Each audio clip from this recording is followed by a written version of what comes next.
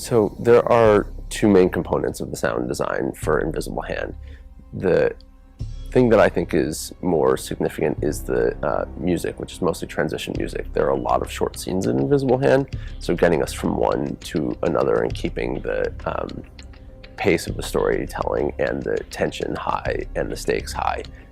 The sound is responsible for a lot of that, and I'm trying to keep things really dynamic, constantly interesting, constantly surprising, and there are a lot of these really short snippets of music that are just, I'm trying to make 22 of them constantly surprising and new and a little bit disturbing and keep up the suspense of it. So that's one, is the world of the transition music, and the other is the world in the scenes. And the sound in the scenes is actually pretty sparse in this show compared to many other shows.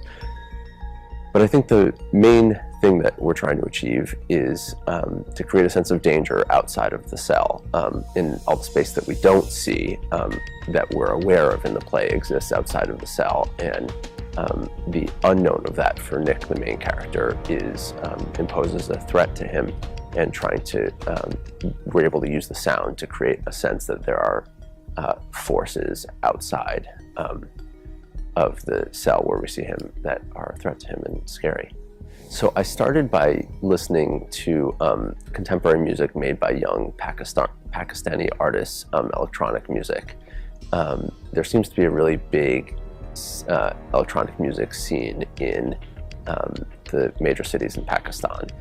Conveniently, the music that they're making feels really appropriate for this play energistically. It's young, surprising, dynamic in all the ways that I mentioned before.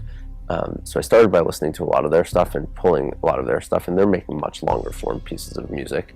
And I'm cutting and pasting and reshuffling things to make it appropriate for our world. And then in addition to that, to make custom stuff for a given mood in each of our moments. I have found myself having to create stuff of my own, and in doing so I've drawn on other Pakistani folk recordings of singers and tabla players and different things, and I'm able to cut and paste folk musicians' recordings, Pakistani electronic musicians' recordings, and my own recordings, and to use that as a sort of collage to make it constantly surprising.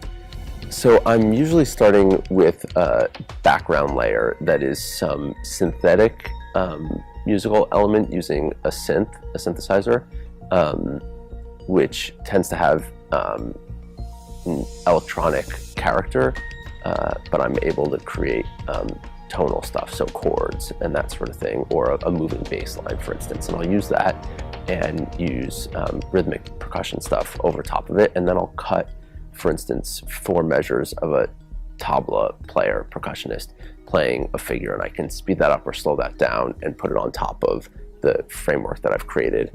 And there are all sorts of different manipulations I can do, adding reverb to make something trail off, or extending it so that it becomes sort of otherworldly, slowing down. And yeah, I'm just chopping up different pieces from different musical sources and arranging them together in strange and exciting ways.